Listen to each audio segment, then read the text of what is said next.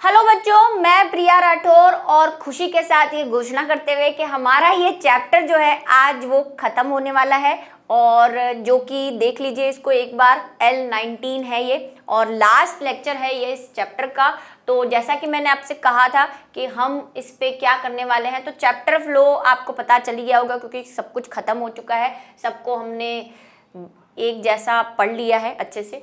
और आज जो हम कुछ करने वाले हैं वो है पाठ्य पुस्तक के कुछ महत्वपूर्ण प्रश्न करने वाले हैं, क्योंकि पाठ्य पुस्तक के जैसे पहले भी मैंने कहा है कि आपको पीछे के प्रश्न सिर्फ सैंपल के लिए दिए होते हैं, आपको पूरा चैप्टर लर्न करना है, एक एक लाइन लर्न करनी है। वो सिर्फ ऐसे क्वेश्चन है आपको बताने के लिए कि किस टाइप के क्वेश्चन आ सकते हैं, उस पर डिपेंडेंसी ना दिखाएं।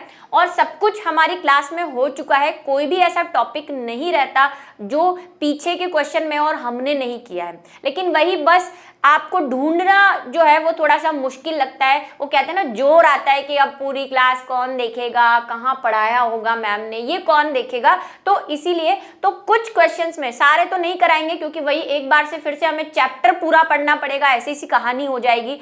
और हम जो प्रश्न करने वाले हैं वो कुछ ऐसे प्रश्न करने वाले हैं जो आपको वही कहीं बीच बीच में आए हुए हैं, या फिर आपको ये आइडिया नहीं होता कि पता तो है कि इसका आंसर क्या है लेकिन इसे लिखा कैसे जाए, है ना। यही बेसिक जो प्रॉब्लम है आप लोग फेस करते हैं, क्योंकि 10th तक 11th तक आप वही बुक के पीछे के क्वेश्चन रटते हुए आए हैं। लेकिन मैं फिर से कहूँगी कि अब आगे मतलब चाहे आप MBBS करें, डॉक्टरी करें, कुछ भी करें, किसी में बुक के पीछे क्वेश्चन होते ही नहीं है। ये बात मैं पहले भी बता चुकी हूँ। BSc में तो आपको 10-12 बुक लेकर आनी पड़ेगी, उसमें से आपको टॉपिक्स मिलेगा, आपको सिलेबस दिया जाता है। ग्रेजुएशन में कोई बुक नहीं होती परमानेंट वहां पे कि ये एक बुक है, उस सिलेबस के हिसाब से आपको बुक लानी पड़ती है। अच्छा, एक इस टॉपिक इस बुक में है, एक टॉपिक इस बुक में है, एक टॉपिक इस बुक में, ढूंढते रह जाओगे। इसीलिए पूरा के पूरा चैप्टर लर्न करने की आदत डालें। और वैसे भी आप बोर्ड में हैं तो बोर्ड तो कहीं से भी क्वेश्चन पूछ सकता है। तो आ जाइए, सबसे पहला जो क्वेश्चन है बुक में है जो आपको शायद दिक्कत कर सकता है। निम्न को नाइट्रोजनिक क्षार व न्यूक्लियोटाइड के स्वरूप में वर्गीकृत कीजिए।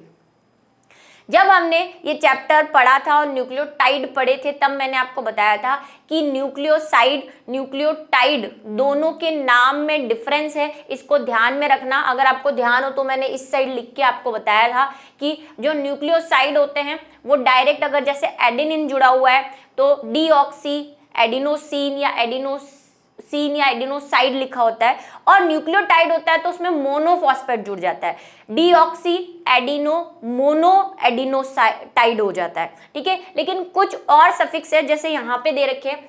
यहाँ पे देखो adenine, cytidine, thymine, guanosine, uracil और साइटोसिन। तो यहाँ पे आपको पहचानना है कि इनमें से न्यूक्लियोटाइड कौन सा है, वही नेमिंग वाला है कि कौन से सफिक्स से आपको पता चलेगा। या सफिक्स का मतलब समझते हैं जो हिंदी में प्रत्यय और उपसर्ग होते हैं, है ना। तो यहाँ पे कौन सा जो है प्रत्यय लगा हुआ है जिससे आपको पता चले कि ये न्यूक्लियोटाइड है या ये न्यूक्लियोसाइड है। तो जब हम नाइट्रोजनिक बेस पढ़े थे तो हम जनरली उनको क्या बोलते हैं, एडेनिन, ग्वानिन, साइटोसिन, इस तरह से बोलते हैं जैसे मैंने अभी बोला। तो यहाँ पे देख लो वैसे नाम कौन से दिख रहे हैं। तो सबसे पहले अगर आप देखेंगे तो देखो सीन, सीन, मीन, इन, ऐसे जो नाम होते हैं ना वो नाइट्रोजनिक बेस के हैं। तो वो तो सारे कैसे हो जाएंगे, नाइट्रोजनिक क्षार। और उसके अलावा जो बचते हैं जैसे साइटिडीन, है ना, कुछ अलग सा लगा दिया, इन, मीन, कीन की जगह कुछ अलग सा आपको प्रोनाउंस दिखे तो साइटाइड, आइड ऐसा कुछ दिखे। जैसे यहाँ पे आइड नहीं है लेकिन मैंने आपको बताया है कि जो न्यूक्लियोसाइड होते हैं उनकी जगह कई एडिनोसाइड, एडिनोसाइटिडीन ऐसे मिलेगा आपको कुछ सिमिलर सा। ठीक है, तो यहाँ पे देखो एडेनिन नाइट्रोजनिक बेस को बोलते हैं, थाइमिन ये भी हम बोलते हैं, एडेनिन, थाइमिन, ग्वानिन, साइटोसिन। तो देखो ये साइटोसिन, ग्वानोसिन, और आपको मैंने कहा था कि जो नाइट्रोजनिक बेस होता है ग्वानिन उसको ग्वानिन बोलते हैं। ठीक है, और मैंने आपको बोला था कि कई जगह आपको ग्वानिन की जगह ग्वानिन भी मिल सकता है, गु भी लगा हुआ मिल सकता है ना। तो वो ध्यान रखना। तो ये ग्वानिन नहीं है, ये तो नाइट्रोजनिक बेस है, लेकिन ये जो है इसमें सीन लगा हुआ है, ग्वानोसीन कर दिया है इसको। तो क्या क्या हो गया भाई, एक तो ये नाइट्रोजनिक बेस है, एक ये नाइट्रोजनिक बेस है। अगर ये ग्वानिन होता तो नाइट्रोजेनिक बेस होता, लेकिन ये गुआनोसिन है, ठीक है। यूरेसिल नाइट्रोजेनिक बेस है। तो बचे हुए दो जो हैं वो क्या है, न्यूक्लियोटाइड है, क्योंकि इनमें होना क्या चाहिए था, साइटोसिन होना चाहिए था, लेकिन ये है क्या, साइटिडीन है, जो कि अलग सा प्रोनाउंस कर रहा है, इसका मतलब ये न्यूक्लियोटाइड है, ठीक है। और अगर ये न्यूक्लियोसाइड होता तो क्या होता, डीऑक्सी साइटिडीन को क्या कर देते, अब मोनोसाइटिडीन लगाना पड़ता अगर हम इसको पूरा नाम लिखते डीएनए के मैनर में, और न्यूक्लियोसाइड लिखते तो फिर क्या लिखते, डीऑक्सीसाइटिडीन लिख देते सिर्फ, ठीक है। कहीं आपको साइटोनिडीन भी मिल सकता है भाई, ऐसे अलग सा बस आपको लगे तो ये ध्यान रखना कि इन मीन की जगह कुछ और अलग सा लिखे आपको, तो आप बस 4 नाम याद रखो अब, एडेनिन, ग्वानिन, थाइमिन, साइटोसिन, ये 4 हैं, ये नाइट्रोजेनिक बेस के नाम है। इसके अलावा कुछ भी अलग सा दिखे तो या तो वो न्यूक्लियोसाइड है या वो न्यूक्लियोटाइड है, ठीक है। तो चलो देख लेते हैं इसका आंसर। तो यहाँ पे आंसर जो है वो ऐसा है, नाइट्रोजेनिक क्षार जो है वो एडेनिन, थाइमिन, यूरेसिल और साइरोसिन या साइटोसिन जो भी आप कहें वो है। उसके बाद जो न्यूक्लियोसाइड है वो साइटिडीन और गुआनोसिन है। हो गई आपकी बात। चलिए नेक्स्ट पे आते हैं, जो कि आपको बहुत इंपॉर्टेंट लगेगा, और मैंने आपसे कहा था कि मैं इसका एक न्यूमेरिकल करवाऊंगी जब हमने ये रूल पढ़ा था। यदि एक द्विरज्जु की डीएनए में 20% साइटोसिन है, मतलब सी है, तो डीएनए में मिलने वाले एडेनिन के प्रतिशत की गणना कीजिए।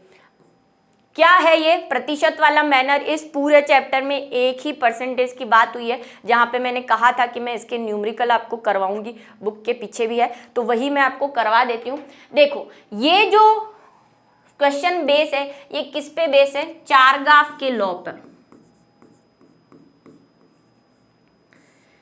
ठीक है। चारगाफ का क्या नियम था, चारगाफ का ये नियम था कि अगर किसी भी डीएनए में A प्लस टी जो होंगे वो बराबर होंगे, A इक्वल्स टू टी होगा, ठीक है। क्या कह रहा था चारगाफ का रूल, बोल के बता देती हूँ क्योंकि यहाँ पे हम सॉल्व करेंगे। क्या कह रहा था चारगाफ का नियम कि प्यूरिन की मात्रा पिरिमिडीन की मात्रा के बराबर होगी, एक तो ये कहा था। एक उसने कहा था कि A जितनी मात्रा में A होगा उतनी ही मात्रा में क्या होगा, टी होगा, जो हमने यहाँ पे 2-3 तरीके से करके भी देखा था, परसेंटेज बेस पे भी करके देखा था और वैसे भी करके देखा था, ठीक है। और अगर जितनी मात्रा में साइटोसिन है उतनी ही मात्रा में ग्वानिन भी होगा, ये बात उन्होंने कही थी। और एक दूसरे तरीके से भी उन्होंने बोला था कि A/T=1 भी हो सकता है। तो दोनों तरीके से आपको याद करना है। अब ये कह रहा है कि हमारे पास साइटोसिन जो है वो कितना है,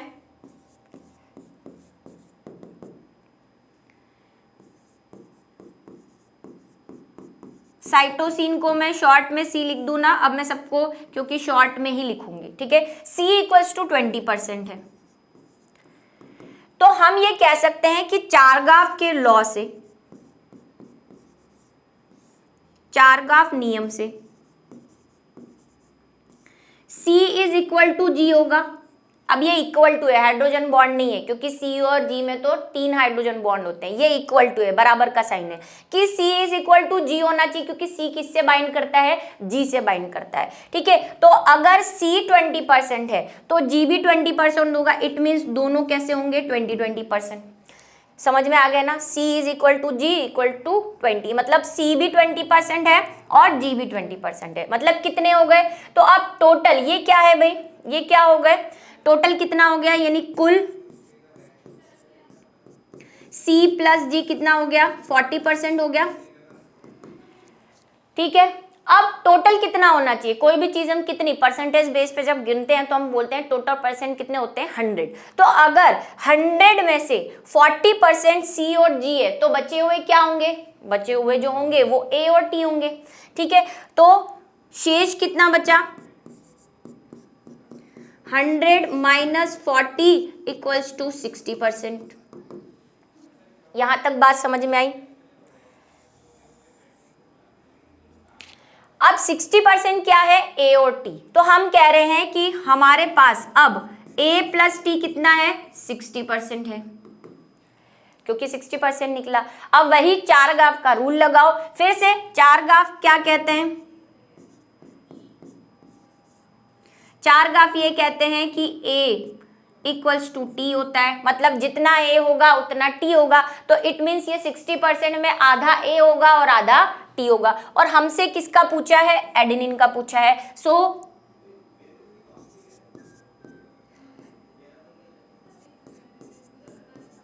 एडेनिन इक्वल्स टू 60/2, पूरा मैथमेटिकल कर रही हूँ, आप डायरेक्ट भी लिख सकते हैं 30%। तो ए कितना है, 30%। इस तरह का सिंपल सा क्वेश्चन आता है, बस आपको ध्यान रखना है। और डायरेक्टली कई बार ये भी पूछ लिया जाता है कि अगर किसी द्विरज्जिकी में साइटोसिन 20% है और एडेनिन 30% है तो ये किस लॉ को फॉलो करते हैं। तो आपको फिर बताना पड़ेगा, ऑप्शनल में भी पूछ सकते हैं या किसी में भी, कि चारगाफ के लॉ को या चारगाफ के नियम को फॉलो करते हैं।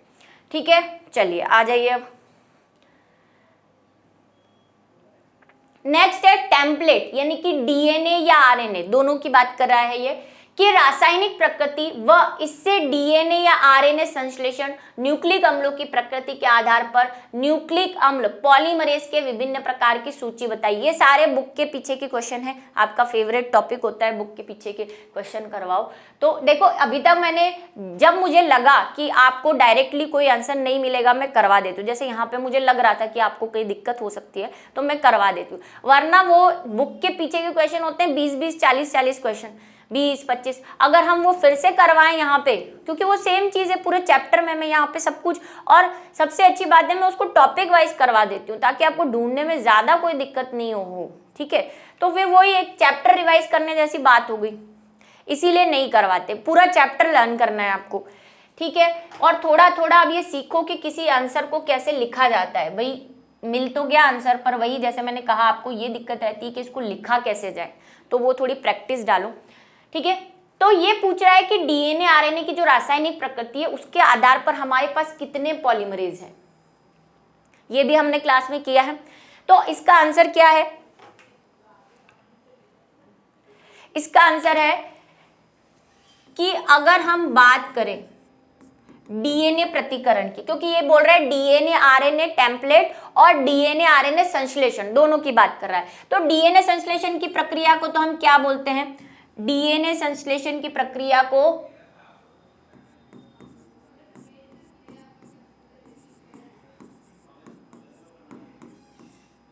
हम प्रतिकृतिकरण कहते हैं,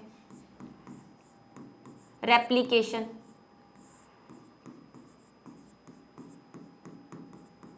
और उसके लिए हमने जो एंजाइम यूज किया था, अगर आप उसको, आपको उस एंजाइम का नाम याद हो तो जरा कमेंट सेक्शन में लिख दीजिए, वरना मैं यहाँ पे लिख रही हूँ। हमने बोला था डीएनए निर्भर डीएनए पॉलीमरेज।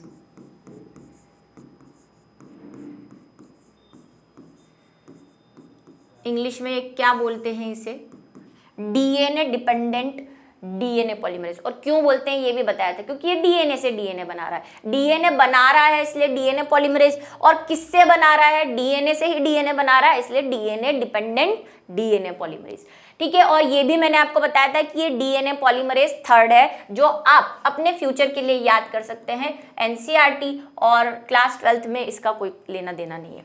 ठीक है, ये दोनों में एक ही होता है, चाहे प्रोकैरियोटिक को चाहे यूकैरियोटिक को। जब हम आरएनए संश्लेषण की बात करते हैं, तो आरएनए संश्लेषण की जब हम बात करेंगे तो हम किसकी बात करेंगे, कहाँ आरएनए संश्लेषण होता है।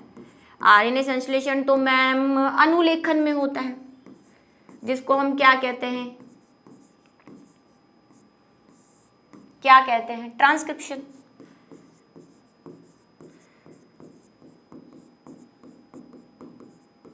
अब ट्रांसक्रिप्शन में मैंने आपको एक बात बताई थी कि प्रोकैरियोट में तो एक ही प्रकार का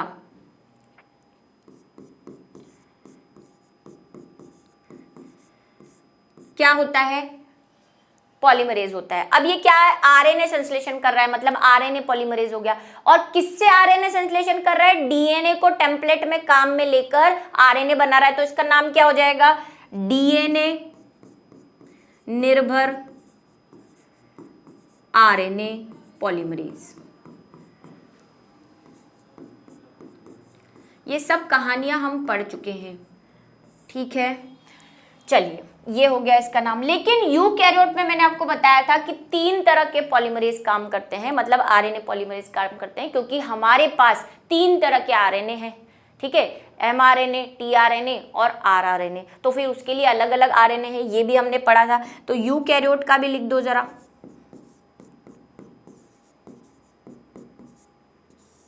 यूकैरियोट में 3 तरह के हैं। पहला जो क्या है, RNA polymerase,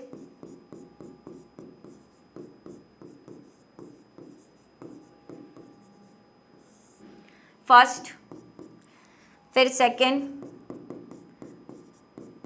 RNA polymerase,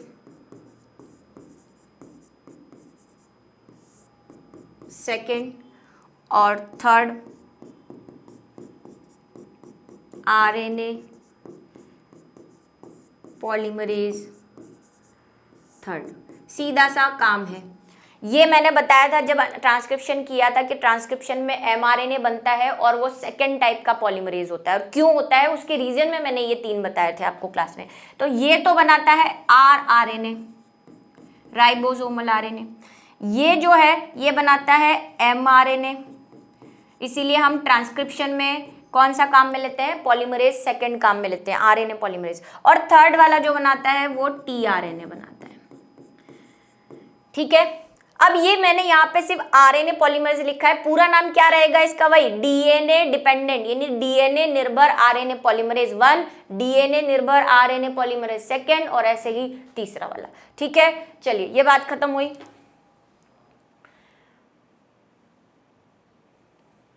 next है, अच्छा ये स्क्रीनशॉट ले लो भाई, बच्चे बोलते हैं मैम हटती नहीं है, बहुत ही शौक है मैम को बीच बीच में आने का, तो हट जाती हूँ मैं थोड़ा, स्क्रीनशॉट ले लो। वैसे लिखा हुआ है क्लास में से, आप देख सकते हो।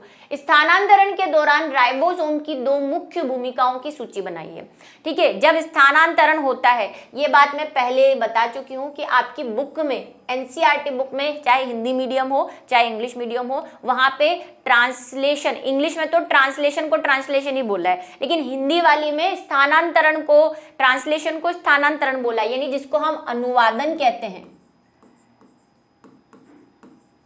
इसको बात को ध्यान रखें बेटा, क्योंकि ये कई बार हमें कंफ्यूज कर देता है।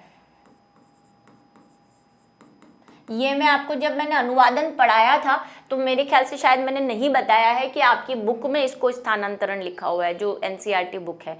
तो बच्चे ढूंढते हैं कि मैम अनुलेखन तो है बुक में, अनुवादन तो कहीं मिला ही नहीं, क्योंकि वहाँ पे अनुवादन नाम नहीं लिखा है, वहाँ पे स्थानांतरण लिखा है। इंग्लिश वालों के लिए थोड़ी सुविधा है, क्योंकि वहाँ पे इसका जब इंग्लिश वर्जन किया तो ट्रांसलेशन ही लिखा, ठीक है। तो इस बात को ध्यान रखेंगे। तो भाई क्या है बताओ, ट्रांसलेशन में राइबोसोम आता है। हमने एनिमेशन, जो बैच वाले बच्चे उन्होंने एनिमेशन के थ्रू भी देख लिया ट्रांसलेशन कैसा होता है, क्लास में हमने देख लिया कि ट्रांसलेशन कैसा होता है, यानी कि एमआरएनए जब न्यूक्लियस से बाहर निकलकर प्रोटीन निर्माण करता है तो उसे हम ट्रांसलेशन कहते हैं। वहां पे राइबोसोम क्या करता है, तो अगर आपको ध्यान हो तो वहां पे राइबोसोम जो है वो क्या करता है, पहले तो कोशिका द्रव से छोटी यूनिट आती है राइबोसोम की। पहले तो क्या होता है, एमआरएनए जब बाहर आता है तो राइबोसोम की छोटी यूनिट यहाँ पर आकर जुड़ती है 30 वाली, और फिर क्या होता है, टीआरएनए आता है। टीआरएनए आने के बाद बड़ी यूनिट आती है राइबोसोम की, आपको ध्यान हो तो एक काम तो ये हो गया। क्या काम हो गया कि एमआरएनए पर जुड़कर ये उसको स्थान प्रदान करता है एमआरएनए को जुड़ने के लिए, क्योंकि एमआरएनए कहाँ, ऐसे हवा में तो प्रोटीन बनाएगा नहीं, तो उसको बेस तैयार करता है। दूसरा, जब टीआरएनए यहाँ पे आता है, एक टीआरएनए और ये 2 टीआरएनए, तो अमीनो एसिड लेकर आते हैं, तो उनके बीच पेप्टाइड बॉन्ड बनाने का जो काम होता है, उनको पास पास लाने का। अगर राइबोसोम नहीं हो तो ये तो टीआरएनए हवा में तैरते रहेंगे, ये राइबोसोम इनको फिट कर देता है एक जगह पे, ताकि दोनों अमीनो एसिड पास पास आ जाए और उनके बीच में बॉन्ड बन जाए। कौन सा बॉन्ड, पेप्टाइड बॉन्ड। तो यही 2 काम है इनके। सबसे पहला आरएनए पेप्टाइल ट्रांसफरेज की तरह कार्य करके पेप्टाइड बंध बनाता है, जो मैंने बोला किसकी तरह काम करके, पेप्टाइड ट्रांसफरेज की तरह काम करके। दूसरा, राइबोसोम एमआरएनए को जुड़ने के लिए स्थल प्रदान करता है, यानी कि स्थान प्रदान करता है। यही 2 कार्य है राइबोसोम के अनुवादन में, ठीक है, यानी कि ट्रांसलेशन, एन खा गई मैं, ट्रांसलेशन। निम्न के कार्यों का वर्णन एक या दो पंक्ति, ये सारे बुक के क्वेश्चन है, मैं फिर से बोलती जा रही हूँ, ठीक है। क्या है निम्न कार्य, आपको 2 या 3 जो भी आप सूटेबल हो, भाई एक्स्ट्रा तो कहाँ से लाओगे, जो कार्य होंगे वही लिखोगे, वो बताने हैं। सबसे पहला है प्रमोटर, जिसको उन्नायक भी कहते हैं। उसके बाद है अंतरण आरएनए, ये मैंने बताया था क्लास में कि आपकी हिंदी वाली बुक में टी जो आरएनए है उसको अंतरण आरएनए या अनुकूलन कह रखा है, अनुकूलन स्थानांतरण के नाम से दे रखा है, ठीक है। इस बात को भी ध्यान रखिए। एक्सोन्स, तो सबसे पहला हम देख लेते हैं प्रमोटर क्या काम करता है। बताओ कहाँ आया था प्रमोटर, किस विधि में आया था प्रमोटर, बस यही तो कहानी है। पूरा चैप्टर लर्न करना पड़ेगा, कुछ नहीं होगा बुक के पीछे के क्वेश्चन लर्न करने से, अगर बोर्ड करना है। और मैं बता देती हूँ, बोर्ड कोई ज्यादा कठिन क्वेश्चन नहीं पूछता।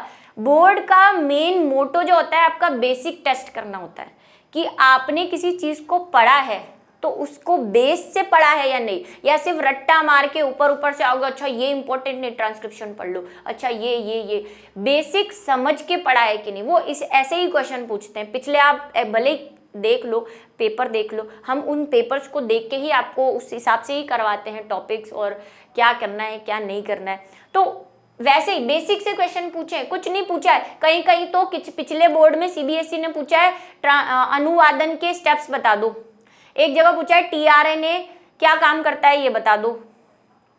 एक फिर मैंने एक क्वेश्चन देखा था पिछले, कल मैं देख रही थी आपके लिए कि किस टाइप के, कुछ ऐसा मुझसे छूट तो नहीं गया है जो पिछले बोर्ड में पूछ लिया हो और आपको नहीं आया हो, तो ऐसा कुछ भी नहीं है, हमने पूरा क्लास में कर लिया है, कुछ भी नहीं छूटा। और बहुत सिंपल से क्वेश्चंस पूछे हुए, चारगाफ का नियम बता दो, ऐसे पूछ लिया। डीएनए की संरचना को या वाटसन क्रिक मॉडल को डिस्क्राइब कर दो, ऐसे क्वेश्चन आए हुए सिंपल से। कोई हम बोलते हैं हर्षे बहुत इंपॉर्टेंट है, तो ये इंपॉर्टेंट के चक्कर में ही हम मारे जाते हैं। पढ़ना हमें सब है, कोई इंपॉर्टेंट नहीं होता, सभी इंपॉर्टेंट है, ठीक है। चलो, उन्नायक या प्रमोटर क्या होते हैं। प्रमोटर तो अगर आपको ध्यान हो तो हमने जब संरचनात्मक जीन, यानी जब हम क्या कर रहे थे, हम बना रहे थे ट्रांसक्रिप्शन बना रहे थे, तो हमने कहा था कि वहां पे एक प्रमोटर आकर जुड़ता है ना। पॉलीमरेज आरएनए के बहुत नखरे हैं, मैंने बताया था, उसको चाहिए कि मेरे को एक प्राइमर भी लाके दो, मेरे को एक प्रमोटर भी लाके दो। तो जो संरचनात्मक जीन होता है जिसको हम स्ट्रक्चरल जीन कहते हैं, वहां पर आकर प्रमोटर जुड़ता है। क्या काम है इस प्रमोटर का, तो एक तो ये स्ट्रक्चरात्मक जीन पर आकर जुड़ेगा ताकि कौन आकर यहाँ पर जुड़ सके, जो हमारा आरएनए पॉलीमरेज है, क्योंकि इसी के तो नखरे हैं, इसी को तो चाहिए प्रमोटर। आरएनए को ये बताता है कि इस जगह पे जाके तुझे जुड़ना है और तुझे ये पॉलीपेप्टाइड की श्रृंखला बनानी है। तो क्या काम हो गया प्रमोटर का, प्रमोटर डीएनए टेम्पलेट से जुड़कर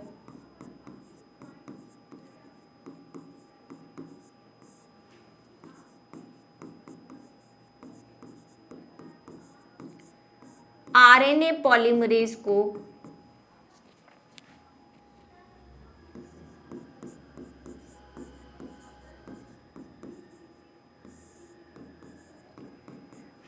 अनुलेखन के लिए, अनुलेखन है, तो आप इसको थोड़ा सा और अपने शब्दों को बढ़ा चढ़ा के लिख देना, मैं थोड़ा सा कम, क्योंकि टाइम थोड़ा सा जा रहा है प्लस जगह। तो पॉलीमरेज अनुलेखन हेतु स्थल प्रदान करता है, स्थल निर्धारण करता है, उसको बताता है कि भाई यहाँ पर आकर जुड़, इधर उधर नहीं जाना, इधर उधर मुंह नहीं मारना, यही तेरी जगह है, ये बताता है। अब बात कर लेते हैं ख की। तो ये अंतरण टीआरएनए क्या करता है, वही सिंपल से एग्जांपल मैंने आपको कहा कि टीआरएनए, कई बच्चे मुझसे पूछ रहे थे कि टीआरएनए कहाँ होता है। टीआरएनए कोशिका द्रव्य में होता है और घुलनशील होता है, कोशिका द्रव्य में ऐसे तैरता रहता है। तो कई बच्चों ने मुझे इसे कहते क्या है, तो इसको ही हम क्या कहते हैं, विलयशील टीआरएनए, विलयशील। अनुकूलन स्थानांतरण भी इसी को कहते हैं, अंतरण भी इसी को कहते हैं, ठीक है। तो टीआरएनए के बहुत सारे नाम हैं। ये कोशिका द्रव्य में स्विम करता है मजे से, और जब इसको लगता है अमीनो एसिड मिल गया, उसको उठा के लाकर राइबोसोम पे लगा देता है, पी और ए साइड पे। कब, अनुवादन की प्रक्रिया में, यानी कि स्थानांतरण की प्रक्रिया में, ट्रांसलेशन की प्रक्रिया में। तो क्या काम है इसका, काम क्या है, टीआरएनए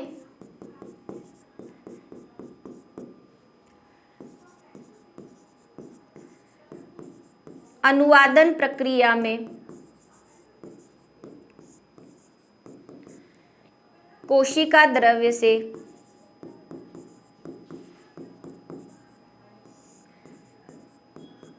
अमीनो एसिड्स या अमीनो अम्ल, जिसको कहीं आपको स्मॉल में ए भी मैंने लिखा है, ठीक है, अमीनो अम्ल को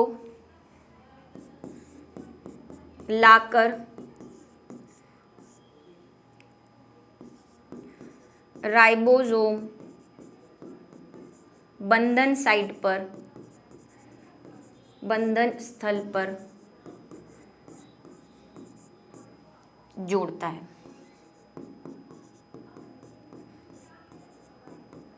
कई जगह, कई बुक्स या गाइड में आपको इसी चीज को ऐसे लिखा हो सकता है कि अंतरण टीआरएनए एमआरएनए पर स्थित पॉलीपेप्टाइड या एमआरएनए पर स्थित सूचनाओं को पॉलीपेप्टाइड, अमीनो एसिड की पॉलीपेप्टाइड श्रृंखला बनाने में भी मदद करता है। तो बात वही हुई, अमीनो एसिड लाके दे रहा है और फिर लंबी लंबी श्रृंखलाएं बना रहा है ना, पॉलीपेप्टाइड इसी से तो बनेगा, तो वो भी बात सही है। तो आप कैसे भी लिख सकते हैं, इसी को आगे बढ़ा के भी लिख सकते हैं कि बंधन स्थल प्रदान करता है या जोड़ता है जिससे अमीनो अम्ल की पॉलीपेप्टाइड श्रृंखलाएं बनती है। तो वो मैं कह रही हूँ, मैं यहाँ पे थोड़ा सा शॉर्ट में भी लिख रही हूँ, आप इसको और बढ़ा सकते हैं, वैसे एक दो पंक्तियों में ही बोला है।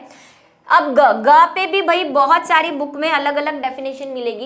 एक्सॉन्स हमने पढ़े थे कि जब एमआरएनए बनता है यूकैरियोट में तो दो तरह की उसमें चीजें होती हैं, एक होता है एक्सॉन, एक होता है इंट्रॉन। जो काम की चीज होती है उसे हम इंट्रॉन कहते हैं और जो फालतू की चीजें होती है उसे एक्सॉन्स कहते हैं। अब कई बुक्स में ऐसे लिखा हुआ है कि एमआरएनए की आनुवंशिक सूचनाओं में ऐसे पदार्थ जो किसी को कोड नहीं करते वो एक्सॉन्स कहलाते हैं। तो क्या ये वही बात नहीं हुई? सेम बात हुई। हम भी तो यही कह रहे हैं कि क्या है एक्सॉन्स, एमआरएनए, या कहीं लिखा है यूकैरियोटिक एमआरएनए, तो क्योंकि यूकैरियोट में ही एक्सॉन इंट्रॉन्स होते हैं, प्रोकैरियोट में तो होते ही नहीं है। एमआरएनए पर ऐसे कोडोन, वैसे कोडोन हम उसी को कहते हैं जो प्रोटीन कोड कर रहे हैं, तो कोडोन मत लिखो। एमआरएनए पर उपस्थित ऐसी सूचनाएं जो किसी प्रोटीन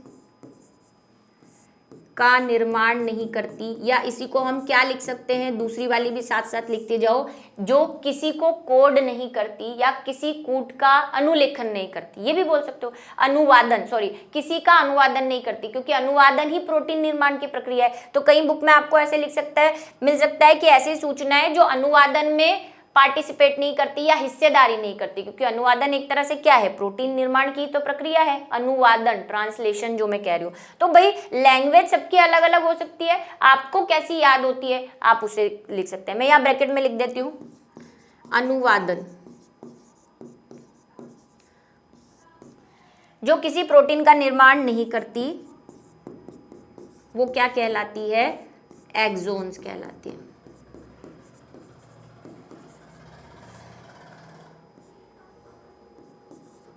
अब देखो बुक में है ना वो जो तो लिखा ही नहीं है, इसलिए फिर मैंने बुक वाला ही लिखा, क्योंकि वैसे जो सही है एनसीईआरटी गलत लिखा हुआ है, एक्सॉन्स कहते हैं इसको, एक्सान जैसा कोई वर्ड नहीं होता, ठीक है, स्पेलिंग भी है इसकी, ये एक्सॉन है ये। चलिए, निम्न का संक्षिप्त वर्णन, इन मैम को खिसकते खिसकते बोलते बोलते हमारा ऊपर का खिसक गया, ऐसे बोलते हैं बच्चे। बहुरूपता है ना, बहुरूपता हमने पढ़ लिया है क्लास में, अभी डीएनए प्रतिलिपिकरण जो देखा हमने, डीएनए फिंगरप्रिंटिंग, उसी के अंदर देखा बहुरूपता को क्या बोलते हैं, पॉलीमॉर्फिज्म। ठीक है, समझ लिया था हमने कि डीएनए के, सैटेलाइट डीएनए में मेनली क्या होता है, कई न्यूक्लियोटाइड की बार बार रिपीटेशन होता है, यानी पुनरावृत्ति होती है, और ये पुनरावृत्ति बहुत उच्च स्तर पर होती है, जिसकी वजह से हम में समान डीएनए होते हुए भी हम एक दूसरे से अलग दिखते हैं, जो 0.1% की हमने बात की, ठीक है। 99.9% हम सब में एक जैसा है। मानव की बात करी, सब में मतलब जानवरों की बात नहीं करी, मानव की बात करी हूँ, है ना। तो मानव में 99.9% सबका डीएनए सेम है, लेकिन वो 0.1% जो VNTER है जिसकी हमने बात की थी, वो अलग होने की वजह से सब में थोड़ा थोड़ा चेंज दिखता है। हम सब एक दूसरे से अलग दिखते हैं और यही बेस बनता है डीएनए फिंगरप्रिंटिंग का। तो क्या है बहुरूपता? वैसे मैंने वहां पे डेफिनेशन बताई थी, फिर से एक बार इसको लिख देते हैं। क्या है आपके लिए, बस आपके ही लिए,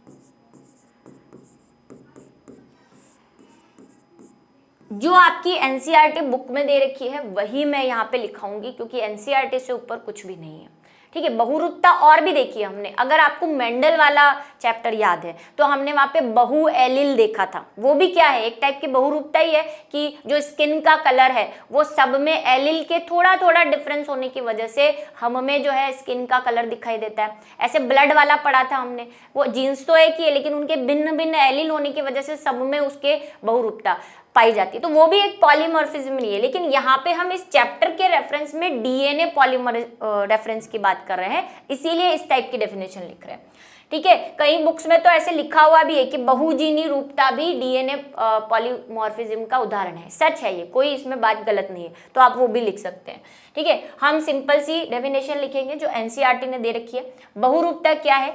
जनसंख्या में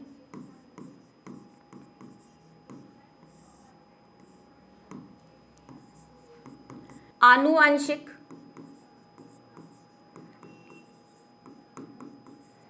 उत्परिवर्तन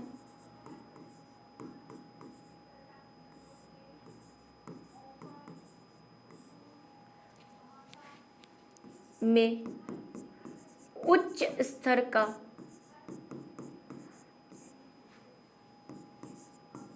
या उच्च स्तर की विभिन्नता ही बहुरूपता कहलाती है।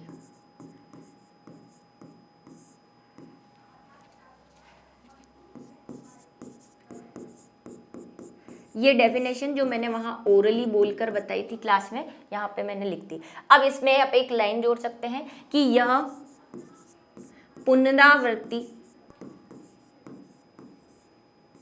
डीएनए, जिसको हम रिपीटिंग डीएनए कह रहे हैं, जो मैं बोल रही थी ना न्यूक्लियोटाइड का बार बार रिपीट होने की जो प्रक्रिया है, उसी के नंबरों के हिसाब से हम विभिन्नताएं देखते हैं, पॉलीमॉर्फिज्म देखते हैं। यह पुनरावृत्ति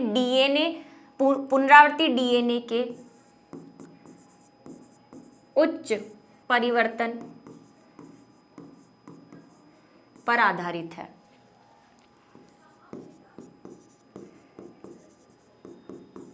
अच्छा, कुछ बच्चे बोल रहे होंगे मैम इसके साथ और भी कुछ पॉइंट थे जो आपने यहाँ पे नहीं लिए बुक में, क्योंकि वही मैंने कहा कि उसमें मुझे नहीं लगता कि मुझे आपको यहाँ पे लिखवाने की जरूरत है, वो मैं चैप्टर में करवा चुकी हूँ। मैं यहाँ पे सिर्फ ऐसे क्वेश्चन करवा रही हूँ जो करवाए हैं मैंने चैप्टर में, लेकिन वही जैसे इसकी डेफिनेशन हमने लिखी नहीं थी और आपको नहीं आइडिया होगा कि इसको कैसे लिखे, इसीलिए लिख दिया। इसके साथ एक दो और चीज़ें हैं जो मैंने नहीं ली है, वो इसीलिए नहीं ली क्योंकि वो मैं वहाँ, अब अनुवादन लिखा है, अनुवादन में क्या कितनी बार पढ़वाऊँ, है ना। पढ़ लिया हमने, अनुवादन की डेफिनेशन भी दी हुई है, जब हमने क्लास में वो अनुवादन किया था वहाँ पे डेफिनेशन भी बता दी थी।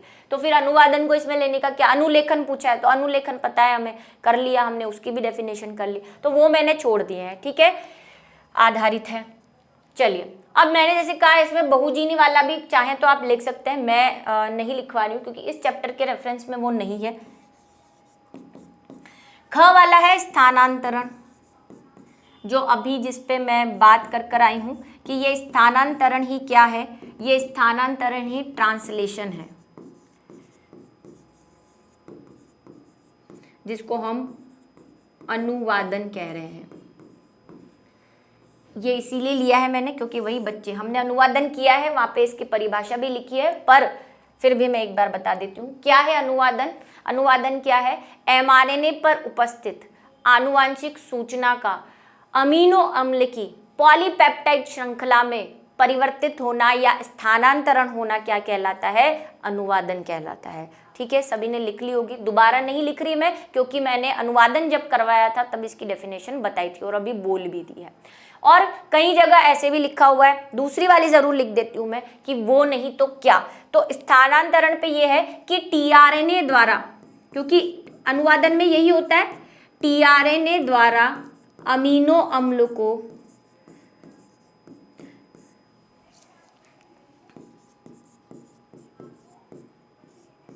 को कोशिका द्रव्य से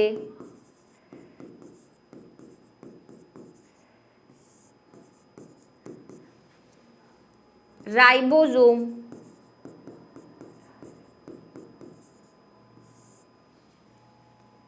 स्थलों तक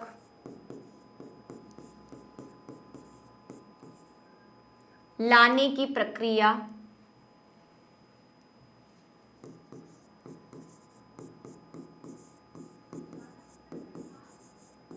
स्थानांतरण कहलाती है, जो इस वर्ड को बताती है। ठीक है, जो इस वर्ड पे सूट होती है वो वाली मैंने यहाँ पे लिख दी है, स्थानांतरण कहलाती है। और क्या बन सकती है इसकी सारी बता देती हूँ मैं आपको ओरली बोल के।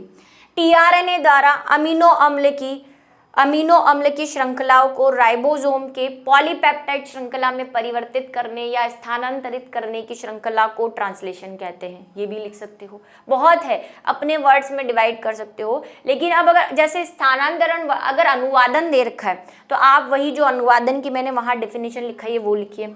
लेकिन अगर स्थानांतरण दिया है तो इस वर्ड को डिनोट करने वाली परिभाषा ये हो सकती है, ये मैंने आपको बता दिया। ठीक है, कि ये आप लिखेंगे तो ज्यादा बेटर है, क्योंकि स्थानांतरण वर्ड से रिलेट कर रहा है, ये है वो भी अनुवादन को ही कह रहा है। नीचे हम इसको बढ़ा सकते हैं कि यह प्रक्रिया अनुवादन के अंतर्गत होती है जिसमें एक पॉलीपेप्टाइड की श्रृंखला बनती है जो आगे जाकर प्रोटीन का निर्माण करती है, कई बुक्स में लिखा हुआ भी है।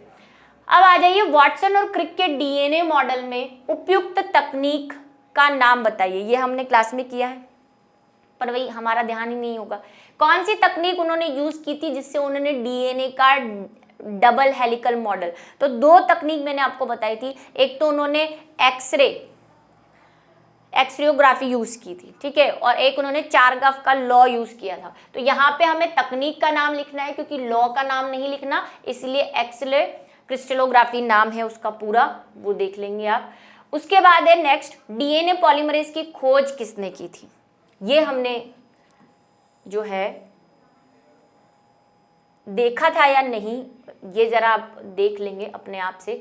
कॉरेनबर्ग ने, ठीक है, कॉरेनबर्ग ने की थी, जो ई कोलाई में की थी। ये हमने शायद क्लास में नहीं देखा है, आप इसे देख लिए, लिख लीजिए, नोट कर लीजिए कि डीएनए पॉलीमरेज की जो खोज है वो किसने की थी। यहाँ पे साइंटिस्ट का फोटोग्राफी दे रखा है, शायद आपको सपने में आकर डराएं कि मुझे क्यों याद नहीं किया।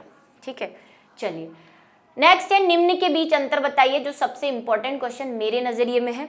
पुनरावर्ती डीएनए और अनुषंगी डीएनए। अनुषंगी डीएनए मैं बता चुकी हूँ कि सैटेलाइट डीएनए को ही अनुषंगी डीएनए कहते हैं। ये हमने पूरा डीएनए फिंगरप्रिंटिंग में सबसे पहले सैटेलाइट डीएनए को ही समझाया है मैंने। और मैंने ये भी कहा था कि सैटेलाइट डीएनए में ही रिपीटेशन नहीं होता, जो बल्क डीएनए था जो हमने साइड में ऐसा बनाया था उसमें भी पुनरावृत्ति होती है, लेकिन वो पुनरावृत्ति थोड़ी निम्न स्तर की है। ये जो सैटेलाइट डीएनए वाली होती है ये उच्च स्तर की पुनरावृत्ति है, और इस वाले डीएनए को ट्रांसक्रिप्शन और ट्रांसलेशन होता है। और ये बात मैंने चिल्ला चिल्ला के बताई थी, गला फाड़ फाड़ के बताई थी कि सैटेलाइट डीएनए के जो है वो जंक डीएनए में से निकलता है, उसका कोई ट्रांसक्रिप्शन या ट्रांसलेशन नहीं होता, वो हेट्रोक्रोमेटिन प्रकार का होता है। क्योंकि यूक्रोमेटिन और हेट्रोक्रोमेटिन में हमने ये डिफरेंस पढ़ा है कि यूक्रोमेटिन का तो ट्रांसक्रिप्शन और ट्रांसलेशन होता है, हेट्रोक्रोमेटिन का नहीं होता। ठीक है, अभी बात अब देख लो अंतर। एक तो ये कहानी है, ठीक है, क्या है, गुणसूत्रों में छोटे छोटे खंड। अब इसको कैसे लिखना है वो मैं यहाँ पे ले आई हूँ, क्योंकि हमने ओरली वहाँ पे पढ़ा, कुछ परिभाषा नहीं लिखी थी तो मैंने यहाँ पे कर दिया, क्योंकि पीछे है भी सही, मैंने बोला भी था ये एनसीईआरटी में क्वेश्चन है। गुणसूत्रों में छोटे खंड जिसमें कुछ नाइट्रोजन क्षार की पुनरावृत्ति होती है, यानी रिपीटेशन होता है, पुनरावृत्ति। मैंने कहा था नॉर्मल इस वाले में भी होते हैं, लेकिन ये रिपीटेशन छोटे खंडों वाला है और इतना ज्यादा नहीं है, 1-2 नाइट्रोजनिक बेस रिपीट हो गए फिर 1-2 नाइट्रोजन एक बेस रिपीट हो गए। तो इसीलिए यहाँ पे क्या होता है, उच्च पुनरावृत्ति है, मतलब बहुत ज्यादा है। मैंने आपको मिनी और माइक्रो सैटेलाइट डीएनए बताए थे कि उसमें तो 10 से 100 के बीच पुनरावृत्ति होती है, जो मिनी वाले होते हैं। ठीक है, तो पुनरावृत्ति वाले डीएनए के खंड जो हेट्रोक्रोमेटिन व गुणसूत्रों के सिरों पर मिलते हैं, ये भी मैंने बताया था, अगर आपको ध्यान हो कि ये जो है वो गुणसूत्र पे आप देखेंगे तो आपको यहाँ पे मिलेंगी डीएनए फिंगरप्रिंटिंग वाली क्लास में। जिसने वो क्लास नहीं ली है वो जरा देखें, तभी समझ में आएगा। यह बहुरूपता नहीं दर्शाते, ठीक है, ये उच्च स्तर की बहुरूपता दर्शाते हैं। ये अभी हम बहुरूपता वाले में पढ़ के आए कि पुनरावृत्ति डीएनए के कारण होती है, और सैटेलाइट डीएनए में भी हमने इसे पढ़ा था कि ये पॉलीमॉर्फिज्म दर्शाते हैं, इसीलिए हम सब अलग अलग दिखते हैं। ठीक है, पुनरावृत्ति डीएनए खंड अनुलेखन व अनुवादन में भाग लेते हैं, यह अनुलेखन व अनुवादन में भाग नहीं लेते हैं। ये सबसे इंपॉर्टेंट है और आने लायक क्वेश्चन है, आप इसे नोट कर लीजिए कि कैसे क्या होता है। ठीक है, सभी को बात समझ में आ गई है। नेक्स्ट जो देखिए वो है एमआरएनए और टीआरएनए। ये जो कहानी है ये हमने कल की क्लास में ले ली है, लाई मैं इसीलिए हूँ क्योंकि ये बुक के पीछे था, और फिर मैंने आपको जो है कल वाली क्लास में तीनों के बीच में डिफरेंस बता दिया। अब इसने ठेका तो ले नहीं रखा ना कि बुक के पीछे एमआरएनए और टीआरएनए में डिफरेंस पूछा है तो बोर्ड भी एमआरएनए और टीआरएनए में ही पूछेगा, इसलिए मैंने आपको पिछली क्लास में एमआरएनए, टीआरएनए और राइबोसोमल आरएनए तीनों में डिफरेंस बता दिया है लास्ट क्लास में। ठीक है, चलिए उसके बाद टेम्पलेट रज्जु और कोडिंग रज्जु में क्या अंतर है ये हम अभी करेंगे। ये कहाँ देखेंगे आप, ये आपको मिलेगा L18 वाली क्लास में, और इसको समझना है अगर तो डीएनए फिंगरप्रिंटिंग वाली क्लास लेनी पड़ेगी। ठीक है, सैटेलाइट डीएनए क्या होते हैं, क्यों होते हैं, ये सब, ये सारा जो है वो आपको वहां मिलेगा। आ जाइए अब बात कर लेते हैं टेम्पलेट रज्जु की और कोडिंग रज्जु की, जो हमने काफी डिस्कशन किया है इस पर। क्या डिस्कशन किया है कि जब हमने डीएनए रेप्लिकेशन पढ़ा था और जब हमने ट्रांसक्रिप्शन पढ़ा था तो मैंने आपसे कहा था कि डीएनए का जो है डीएनए ट्रांसक्रिप्शन में मेनली जो है वो दोनों रज्जु की पार्टिसिपेट नहीं करते। ठीक है, जिससे ट्रांसक्रिप्शन होता है या जिससे अनुलेखन होता है उसे हम क्या कहते हैं, टेम्पलेट डीएनए कहते हैं, और जिससे नहीं होता है उसे नॉन टेम्पलेट कहते हैं, या फिर क्या कहते हैं, कोडिंग डीएनए भी कहते हैं। और फिर इसको कोडिंग कहते हैं तो इसकी इज्जत रखने के लिए मैंने बात की थी, ये जिद पे अड़ जाता है कि नहीं सारा क्रेडिट उसको, ऐसे मैंने समझाया था आपको कि ये सारा क्रेडिट इसी को देते हो, इसी का रेप्लिकेशन करवा रहे हो, इसी से ट्रांसक्रिप्शन करा रहे हो, तो मेरी क्या जरूरत है, तो ये नाराज हो जाता है। तो इसके लिए हम बोल देते हैं कि ठीक है, प्रमोटर के जुड़ने की साइड तेरे पे डिसाइड करेंगे, इसलिए हम बोलते हैं कि प्रमोटर जो है वो कोडिंग के 5' पर जुड़ता है। ठीक है, और इसको क्या कह देते हैं, नॉन कोडिंग कह देते हैं। कहानियाँ याद आ रही हूँ, मेरी कुछ पुरानी बातें गूंज रही हो आपके दिमाग में तो आपको याद आ जाएगा। तो बस वही डिफरेंस हमें बताना है कि भाई टेम्पलेट डीएनए या नॉन कोडिंग। अब देखो घुमा के कैसे क्वेश्चन को पूछा जा सकता है, पीछे दे रखा है टेम्पलेट में और कोडिंग में डिफरेंस बताओ। अब बोर्ड वाले चक्कर खिलाने के लिए क्या पूछेंगे कि नॉन कोडिंग डीएनए और नॉन टेम्पलेट डीएनए में डिफरेंस बताओ, तो आप समझेंगे यार दोनों तो एक ही है, ऐसा आपको लगेगा। अभी नहीं, अभी शायद नहीं लग रहा हो, लेकिन तब जरूर लगेगा, क्योंकि हम क्या उस दौर से गुजर चुके हैं जब ऐसा हमारे साथ होता था। तो ये क्या है, इस बात को ध्यान रखेंगे, इसीलिए दोनों नाम याद रखें। और प्रमोटर के जुड़ने की साइड और स्थलों के जो निर्धारण है वो हम किसके बेस पे देते हैं, इन महाशय के बेस पे, इनकी इज्जत रखने के लिए। ठीक है, तो डिफरेंस देख लेते हैं। अब यहाँ पे हम बोल देते हैं टेम्पलेट रज्जु या टेम्पलेट डीएनए, और यहाँ पे हम बोल देते हैं कोडिंग या कोडिंग डीएनए।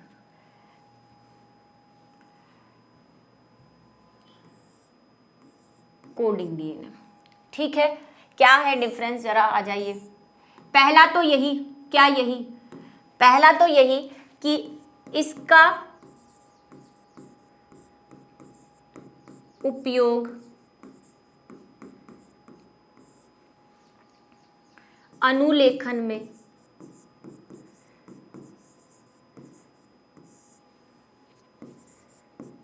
आधारी रज्जु के रूप में होता है। इसी से हम बनाते हैं हमारा mRNA।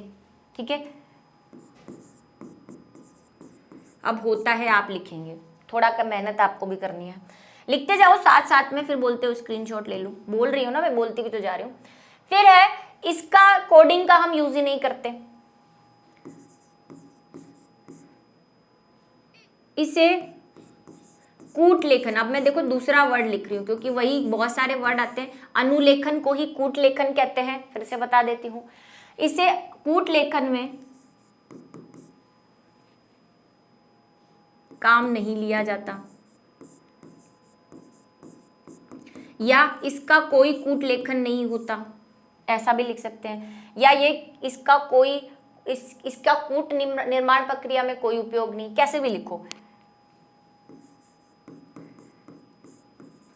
एक और खास बात जो हमें करनी है, अगर आपको ध्यान हो तो मैंने कहा था कि आरएनए पॉलीमरेज के वही नखरे, उसने कहा था कि मैं तो डीएनए 5 सिरे से 3 की तरफ ही बनाऊंगा, तो वो बनाता है 5 से 3 की तरफ। तो उसको कहाँ जुड़ना पड़ेगा, इसके 3 और इसके 5 से, यानी कि यहाँ से 5 से बनाना है उसको नया डीएनए, तो उसके 3 पे जुड़ना पड़ेगा। तो टेम्पलेट डीएनए का क्या रीडिंग प्रोसेस होता है, यह तीसरे डैश से 5 डैश की तरफ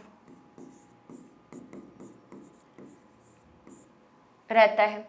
इसका उल्टा है, ये 3 है तो फिर ये क्या होगा, कोडिंग वाला 5 से 3 की तरफ। अब मैं यहाँ पे शॉर्ट में लिख रही हूँ 5 से 3 की।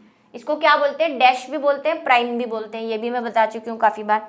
तीसरा और क्या लिख सकते हैं हम, कि जो नया mRNA बनता है, जो अभी मैंने येलो से बनाया, यही क्या बनेगा हमारा mRNA। और यूकैरियोट की बात करें तो hnRNA बनता है ना, विषमांगी RNA बनता है। तो कई बुक्स में ऐसे लिखा हुआ है कि विषमांगी RNA जो है वो इसका पूरक होता है, कॉम्प्लीमेंट्री है ना इसका। भाई यहाँ पे जो रहता है ATGC, तो उसका पूरक यहाँ बनता है। A की जगह तो U आ जाएगा, T की जगह A आ जाएगा, फिर C, ऐसे पूरक बनता है। तो कई जगह विषमांगी आरएनए भी लिखा हुआ है, यानी एचएनआरएनए भी लिखा हुआ है। हम उसको डायरेक्ट एमआरएनए, क्योंकि हम सिर्फ प्रोकैरियोट या यूकैरियोट की बात नहीं कर रहे हैं, हम कॉमन बात कर रहे हैं। एमआरएनए इस टेम्पलेट का पूरक होता है, कॉम्प्लीमेंट्री होता है।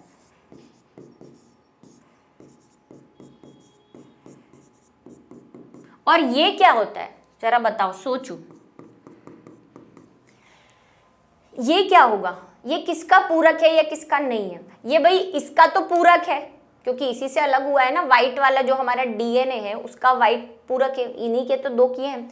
तो हम उसके मैनर में भी लिख सकते हैं कि यह टेम्पलेट डीएनए का पूरक होता है, ये भी लिख सकते हैं। या फिर ये लिख सकते हैं कि ये नए एमआरएनए डीएनए, क्योंकि यहाँ पे हमने एमआरएनए यूज किया है तो ये बोलेगा यार मेरे को यूज करके छोड़ दिया, तो फिर इसी से यूज करते हैं कि ये एमआरएनए की तरह होगा, सेम एमआरएनए की। ये जो एमआरएनए बना है ये ऐसा ही तो होगा, क्योंकि ये इसका पूरक है, ये भी इसका पूरक है। इसका मतलब एमआरएनए और ये कोडिंग समान होंगे ना। तो यह नए बने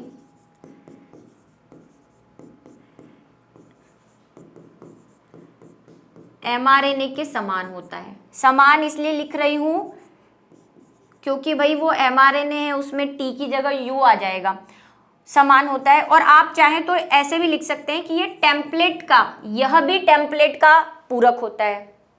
एमआरएनए इसका टेम्पलेट का पूरक होता है और कोडिंग भी टेम्पलेट का पूरक होता है। और कुछ बचता है, ये हो गया भाई अनुलेखन में काम आता है। ठीक है, चलिए बात खत्म।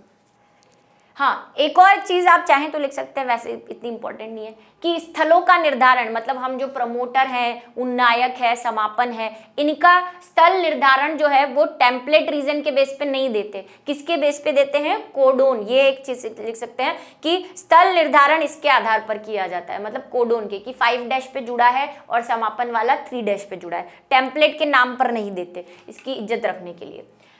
चलिए, कोडिंग धारक और प्रति कोडिंग धारक अणुओं के नाम, ये बुक में नहीं है लेकिन मैं थोड़ा सा वही पूछा हुआ क्वेश्चन है कहीं, इसीलिए बता देती हूँ, थोड़ा सा इंपॉर्टेंट है कि कोडिंग धारक और प्रति कोडिंग धारक अणुओं के नाम लिखिए। तो भाई सिंपल सा है, कोई मुश्किल नहीं है। अगर आपको अनुलेखन अनुमापन ध्यान है तो जो mRNA होता है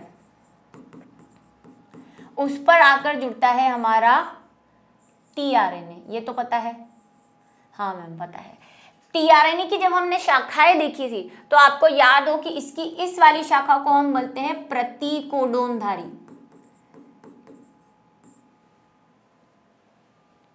याद है या नहीं? हाँ याद है। कोडिंग प्रति कोडोन, या हमने हिंदी में क्या दिया था, प्रति कोडोनधारी। हाँ प्रति कोडोनधारी बोला था, लिखी भी थी मैंने वहां पे हिंदी। ठीक है, तो प्रति कोडोनधारी, तो ये वाला आंसर तो मिल गया आपको कि प्रति कोडोन धारक कौन होता है, tRNA होता है। किससे जुड़ता है? प्रति कोडोन, कोडोन से जुड़ता है, इसीलिए तो उसको प्रति कोडोन कहते हैं। तो कोडोन कहाँ होंगे? यहाँ पे। और ये हमें पता भी है कि कोडोन कहाँ होते हैं, mRNA पे होते हैं, 3 के जोड़े। तो सिंपल से आंसर है। बस ऐसे ही क्वेश्चन घुमा घुमा के बोर्ड हमें घुमा देता है हमें सब पता, पर उस टाइम याद नहीं आता। पता है मुझे, कहा ना, ऐसे दौर से हम भी गुजर चुके हैं। तो कोडोनधारी कौन है? कोडीन धारक या कोडोन धारक, जो भी बोले आप, वो है mRNA। और प्रति कोडोनधारी कौन है?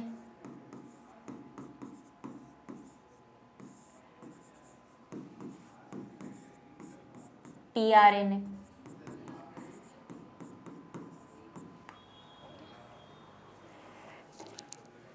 VNTER का विस्तार लिखिए, ये मैं बता चुकी हूँ क्लास में, फिर से बता देती हूँ। वेरिएबल टेंडम,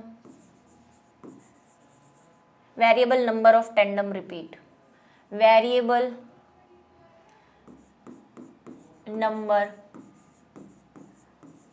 ऑफ लगाओ तो नहीं तो नहीं भी लगाओगे चलेगा, ऑफ टेंडम रिपीट।